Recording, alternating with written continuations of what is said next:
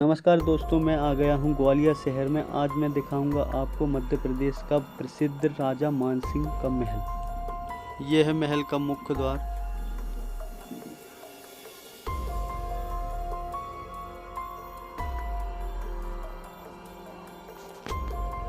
और ये है राजा मानसिंह का महल। आप देख सकते हैं कितना आकर्षक महल है। और यहाँ से आप पैदल आ सकते हैं इसको देखने के लिए। और हम यहाँ से अब चलेंगे सीधा महल के अंदर, जहाँ राजा मानसिंह रहा करते थे।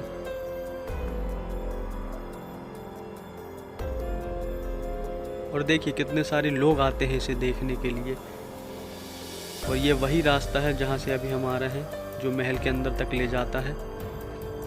यहाँ से आप बाहर भी जा सकते हैं और महल के अंदर भी आ सकते हैं।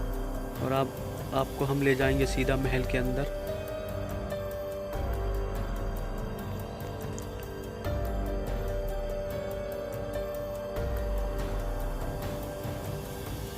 और अभी खड़े हैं हम बिल्कुल महल के सामने।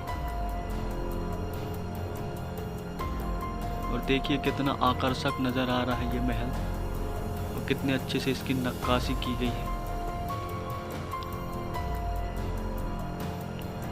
और अब हम चलेंगे सीधा महल के अंदर और आपको दिखाएंगे। और हम आ चुके हैं राजा मानसिंह महल के अंदर। आप देख सकते हैं कि यहाँ पर बहुत अंधेरा है। लोग कहते हैं कि राजा मानसिंह की 8 पत्नियां थीं,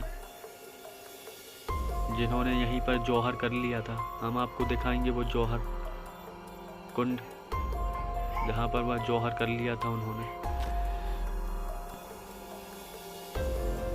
और यहाँ पर राजा मानसिंह रहा करते थे। ये देखिए उनका कमरा। और यही इन झरोकों से वह अपने सैनिकों में भी नज़र रखते थे। और यहाँ से बहुत ठंडी हवा भी आती है। और ये है वो जौहर कुंड, जहाँ 8 पत्नियों ने जौहर कर लिया था। कहते हैं युद्ध के दौरान जब राजा मानसिंह की मृत्यु हुई, तब यह संदेश रानियों के पास पहुंचा।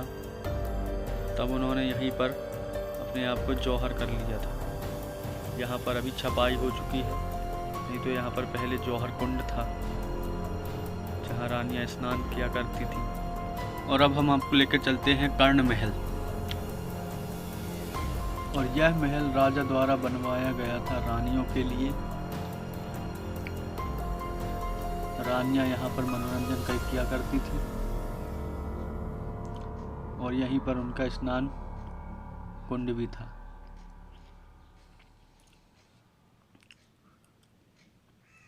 आइए आपको अंदर दिखाते हैं कि यह किस प्रकार का था।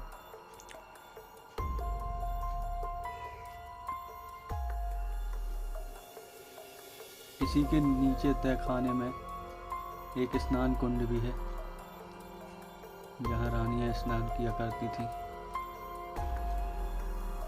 और यहाँ से देखिए शहर कितना सुंदर दिखाई देता है। और अब हम आपको लेकर चलेंगे जौहर कुंड, सास बहू महल और तेली का मंदिर। ये तीनों चीज़ें आपको हम दिखाएंगे, तो चलिए चलते हैं। यह जौहर कुंड, कहते हैं जब राजा मानसिंह युद्ध में पराजित हुए, तब उनकी रानियों ने अपने महल में जौहर कर लिया। तब यह बात दासियों और सैनिकों की पत्नियों को पता चला, तो उन्होंने भी इस कुंड में सभी ने जौहर कर लिया।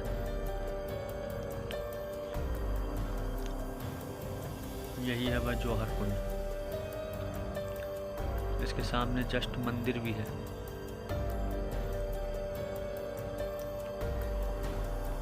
और अब हम यहाँ से सीधा चलेंगे सास बहू मंदिर, और आपको बताएंगे कि उस मंदिर का नाम सास बहू मंदिर क्यों पड़ा।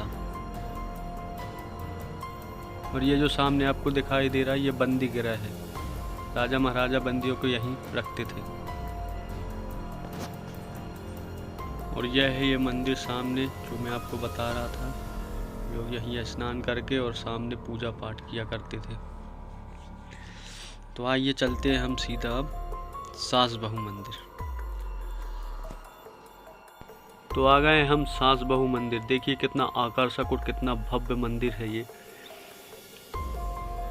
और ये अंदर से देखिए इस प्रकार दिखाई देता है।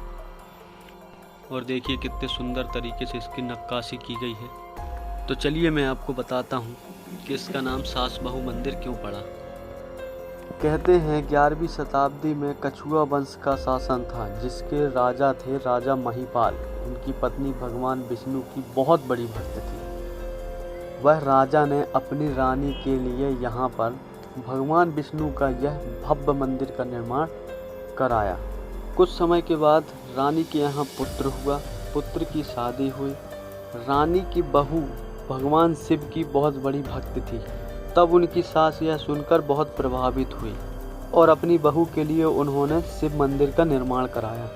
तब से इसका नाम सास बहू मंदिर रखा गया। अब आइए आपको मैं दिखाता हूँ शिव मंदिर जो यही पास ही में है। ये देखिए, ये है शिव मंदिर जो रानी ने अपनी बहू के लिए बनवाया था।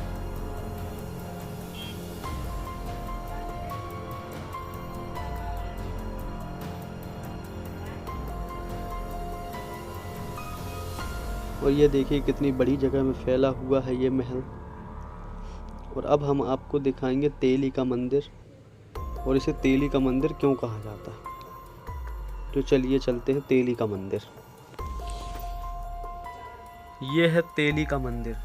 राजा मानसिंह के काल में तेल का व्यापार करने व्यापारियां आया करते थे, जिससे व्यापारियों का व्यापार बहुत अच्छा चलता था। तब व्यापारियों ने राजा मानसिंह को कुछ मोहरें भेंट की।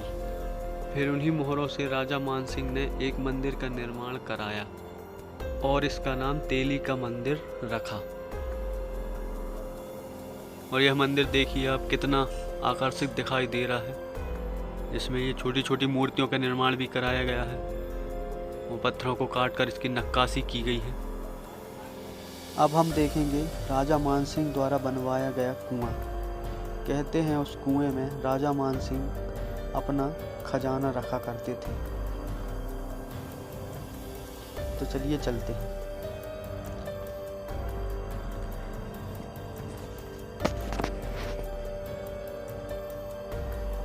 तो आ चुके हैं हम कुएं के पास। लोग कहते हैं कि राजा मानसिंह ने अपना खजाना इसी कुएं के नीचे छुपा कर रखा है।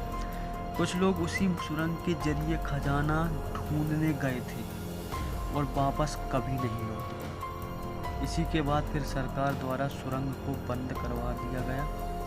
लोग कहते हैं आज भी यहाँ पर राजा मानसिंह का खजाना मौजूद है।